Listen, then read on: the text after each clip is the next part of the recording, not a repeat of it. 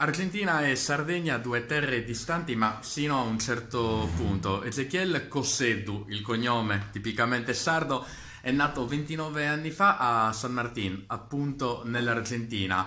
È stato suo nonno tanti anni fa. A partire da quale città della Sardegna? Buonorfa. E come mai ha scelto di andare in Argentina? Veramente dovevano andare due fratelli, ma noi abbiamo avuto tre zii che sono partiti prima in Argentina e finalmente è andato solo lui.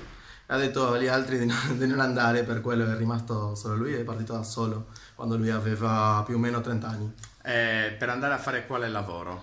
No, lui è andato a lavorare con i zii, ma dopo ha trovato lavoro con lo Stato e è rimasto lì per quello, e anche perché si è sposato con un'argentina. Lui lavorava in Sardegna. Sì, ha lavorato qualche mese in miniera a Carboni Iglesias, lui abitava a Monteponi, ma qualche mese solamente, dopo è andato via in Argentina. E poi suo nonno, ovviamente, aveva un figlio che è suo padre, Sì. nei fatti, il signor Cossedu, le ha 29 anni. Prima volta qua in Sardegna? Questa è la quarta volta in Sardegna. Quanti posti ha visitato nell'isola? Ho fatto un giro grande di conosco anche la Maddalena, Alghero, Sassari, Nuoro, Orosei. I miei parenti vivono a Villa Masargia, ho anche parenti a Iglesias, Cagliari, ho girato un po'. Lei, tra l'altro, è laureato e fa un lavoro particolare. Quale? Sì, io sono cancelliere in tribunale perché ho studiato diritto nella facoltà. Lavoro in tribunale a San Isidro, vicino al circolo, dove io anche faccio il volontariato.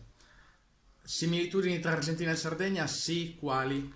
Sì, geograficamente ci sono similitudini perché le colline noi le abbiamo, ma l'Argentina è troppo grande, dal deserto alla foresta, allora dove ci sono posti che sono simili, anche le persone sono simili, tipo questa importanza della famiglia, riunione familiare, mangiare tutti insieme, tutto questo è anche simile, mi fa sentire, quando vengo qua in Sardegna mi sento in casa.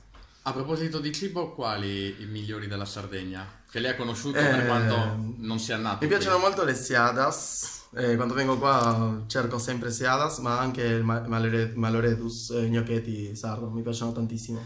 In un'ultimissima battuta, lei attualmente in Argentina ha la sua vita. Se però dovesse scegliere tra qualche anno, sceglierebbe Argentina o Sardegna? Veramente scelgo Argentina, ma perché non posso fare il mio lavoro qua. Già ho studiato tanti anni in università e venire qua e studiare di nuovo, perché diritto è E diverso. quando arriverà l'età della pensione, magari?